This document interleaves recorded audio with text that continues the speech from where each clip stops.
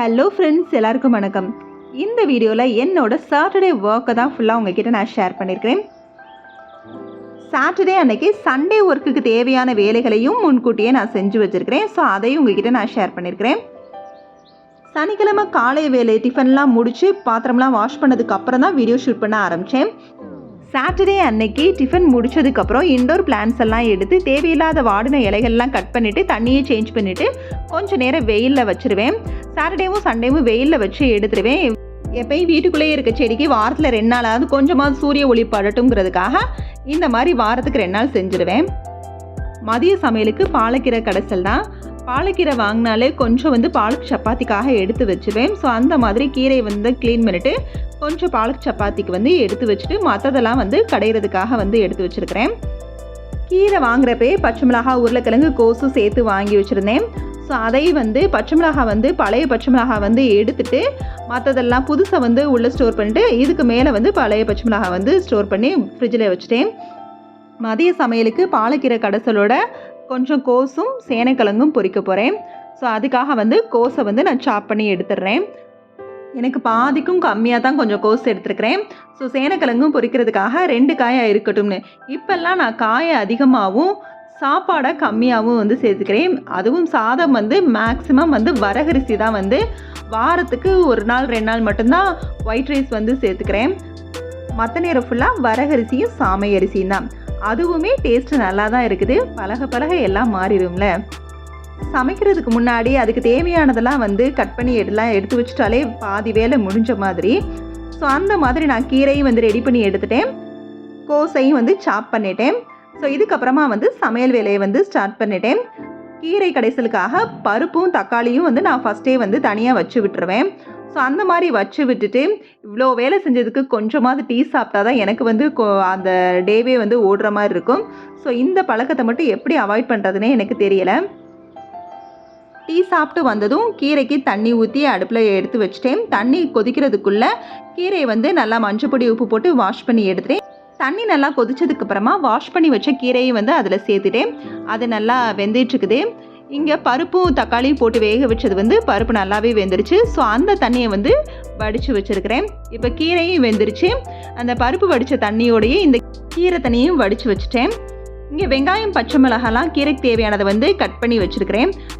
அதை ஒரு கடாயில் எண்ணெய் ஊற்றி கடுகுந்த பருப்பு போட்டு வெங்காயம், பச்சை மிளகாய் சேர்த்து நல்லா வதக்கி விட்டுட்டு லாஸ்ட்டாக சீரகம் போட்டு இறக்கிற வேண்டியதான். இறக்கி இந்த கீரையை நான் வடித்து கீரையை மட்டும் எடுத்து வச்சுருக்கிறேன். அதோட கொட்டி நல்லா நம்ம மற்ற வச்சு நல்லா தட்டி தட்டி விட்டுட்டோம்னாலே ஓரளவு அது கடைஞ்ச மாதிரி ஆயிரும். அதுக்கப்புறம் நம்ம நல்லா கீரையை கடைஞ்சி எடுத்தோம்னா நல்லா பச்சை நிறம் மாறாமல் நல்லா நம்மளுக்கு கீரை கிடைக்கும். அதுக்கப்புறமா நம்ம எடுத்து வச்ச தண்ணியெல்லாம் இது கூட சேர்த்துற வேண்டியதான்.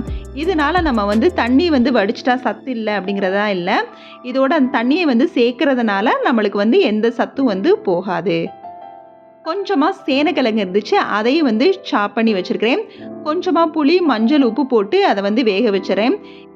சேனைக்கிழங்கு வாங்கின உடனே நம்ம வச்சோம்னா அது நாக்கரிக்கிற மாதிரி இருக்கும். கட் பண்ணுறப்ப கூட நம்மளுக்கு கையில் அரிப்பெடுக்கிற மாதிரி இருக்கும். வாங்கி ஒரு 2-3 டேஸ்க்கு அப்புறமா அதை கட் பண்ணோம்னா நம்மளுக்கு அந்த இச்சிங்லாம் தெரியாது. நம்ம வேக வைக்கிறப்ப புளி சேர்க்கறது கூட அந்த இச்சிங் இல்லாமல் இருக்கணுங்கிறதுக்காக தான். சேனைக்கிழங்க நல்லா பூண்டு, இஞ்சி எல்லாம் போட்டு வத்தல் பொடி, கரம் மசால் பொடியெல்லாம் போட்டு நல்லா கல்யாண வீட்டில் வைக்கிற மாதிரி செம்ம டேஸ்ட்டோடு வச்சாச்சு. இந்த மாதிரி சிம்பிளாக வச்சாலே நம்மளுக்கு கல்யாண வீட்டு டேஸ்ட் கிடைக்கும். கோஸ் பொரிக்கிறதுக்கும் நம்ம வெங்காயம், பச்சை மிளகாய் வதக்கிறப்பவே கொஞ்சமாக இஞ்சி பூண்டு நிறைய சேர்த்தோம்னா அது டேஸ்ட் நல்லா இருக்காது.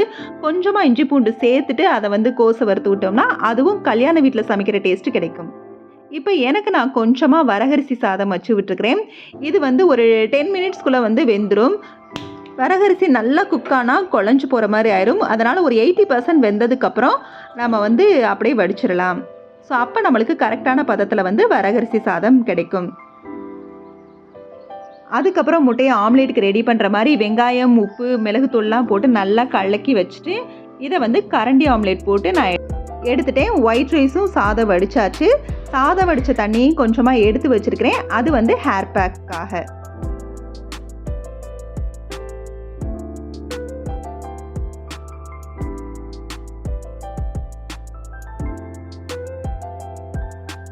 அப்படியே பாத்திரம் சூடு ஆறுறதுக்குள்ளே எல்லாத்தையுமே போட்டு சாப்பிட்டு காலி பண்ணியாச்சு. கொஞ்சமாக ஒயிட் ரைஸ் மட்டும் மீந்து இருந்துச்சு. ஒயிட் ரைஸ் மீதமானாலே அதில் தண்ணி ஊற்றி ஒன்று நான் ஹேர் பேக் போடுவேன், அப்படி இல்லைனா ஆப்ப தோசைக்கு அரிசி ஊற போட்டுருவேன். நான் இன்றைக்கி ஆப்ப தோசைக்கு பச்சரிசி மட்டும்தான், அதோட கொஞ்சம் உளுந்தம்பருப்பு கொஞ்சம் வெந்தயம் போட்டு தான் ஊற வச்சுருக்கிறேன் நைட்டு வந்து இந்த மாவு அரைக்கிறதுக்காக.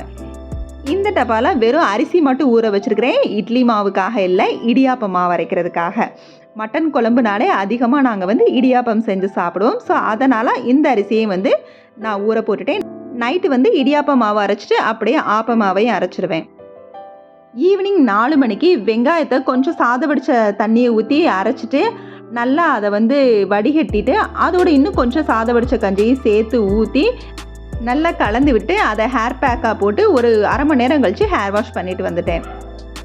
இது வந்து காரப்பொரிக்காக நான் எடுத்து வச்சுருக்கிறேன். பொரி கொஞ்சம் இருந்ததுனால காரப்பொரி செய்யலான்னு சொல்லிட்டு கொஞ்சம் வெங்காயம், தக்காளி, கொஞ்சம் துருவின கேரட்டு, வேக வச்ச கடலை இதெல்லாம் இருந்துச்சு. அதோட கொஞ்சம் ஓமப்பொடி சேவு இருந்துச்சு, அதையும் வந்து எடுத்து வச்சுருக்கிறேன். மொத்தமாக எல்லாத்தையும் போட்டு அதோட கொஞ்சம் மஞ்சள் தூள், மிளகாய் தூள், கரம் மசாலா தூள் போட்டு நல்லா வந்து மிக்ஸ் பண்ணி விட்டு லாஸ்ட்டாக அதோட லெமனையும் வந்து பிழிஞ்சு விட்டு அதுக்கப்புறம் அதையும் நல்லா மிக்ஸ் பண்ணி வச்சுட்டேன். இது வந்து யூடியூப்பில் பார்த்தேன், கில்லியில் த்ரிஷா சாப்பிட்ட காரப்பொரின்னு சொல்லி போட்டிருந்தாங்க. சரி, ஓரளவு கில்லி பட ஸ்டைலில் இருக்குதாங்கிறத மாதிரி செஞ்சு பார்ப்போமே டேஸ்ட் பண்ணி பார்த்தோம். ஓரளவு பரவாயில்ல, சாப்பிட்ற மாதிரி தான் இருந்துச்சு.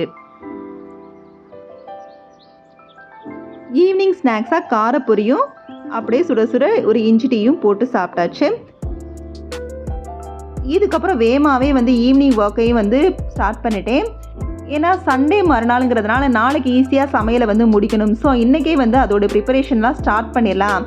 ஸோ இடியாப்ப மாவுக்கு வந்து நான் அரிசியை போட்டு விட்டுட்டேன். இடியாப்ப மாவு புளிக்க வேண்டிய அவசியம் இல்லை, ஸோ காலையிலே ஆட்டி எடுக்கலாம். இருந்தாலும் இன்றைக்கி நைட்டே வந்து அதை ரெடி பண்ணி வச்சிட்டோம்னா காலையில் வந்து நம்மளுக்கு அந்த சமையல் வந்து ஈஸியாகுங்கிறதுக்காகவே இடியாப்ப மாவே நான் இப்போயே அரைச்சி ஃப்ரிட்ஜில் எடுத்து வச்சுருவேன். அது புளிக்க தேவையில்லை. அப்புறம் கையோட பூண்டை உரித்து அதில் கொஞ்சம் இஞ்சி பூண்டு பேஸ்ட் ரெடி பண்ணிவிட்டு மீத உள்ள பூண்டை ஃப்ரிட்ஜில் எடுத்து வச்சிடுறேன்.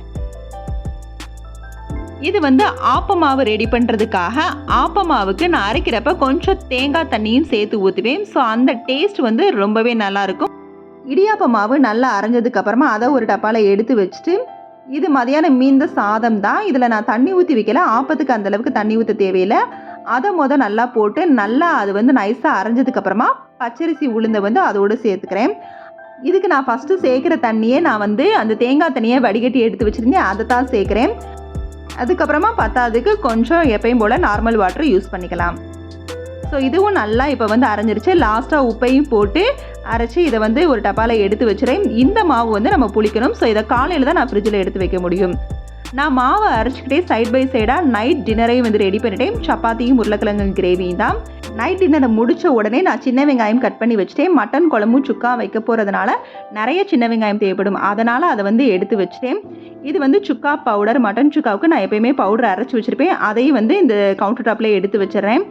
இதெல்லாம் வந்து வெள்ளைப்பூடு, இது வெள்ளைப்பூடு இஞ்சி பேஸ்ட்டு, கொஞ்சம் குழம்புக்கு தேவையான தேங்காவையும் கட் பண்ணி வச்சுட்டேன். இது எல்லாத்தையுமே வந்து ஃப்ரிட்ஜில் எடுத்து வச்சுருவேன். சுக்கா பவுடர் அப்படியே கவுண்டர் டாப்லேயே வச்சுருவேன். ஸோ காலையில் வந்து எந்திரிச்சோடனே ஹரிபரி இல்லாமல் மட்டன் மட்டும் வேக வச்சுட்டு டக்குன்னு வந்து இருக்கிறது எல்லாத்தையும் அரைச்சி ரெடி பண்ணிட்டோம்னா ஈஸியாக நான்வெஜ் சமையல் முடிஞ்ச மாதிரி ஆயிரும். இது மூலமா சண்டே நம்மளுக்கு வந்து ரொம்ப ஃப்ரீ டைம் இருக்கிற மாதிரி இருக்கும், ஃபேமிலியோட நம்ம ஸ்பெண்ட் பண்ண மாதிரி ஆயிரும்.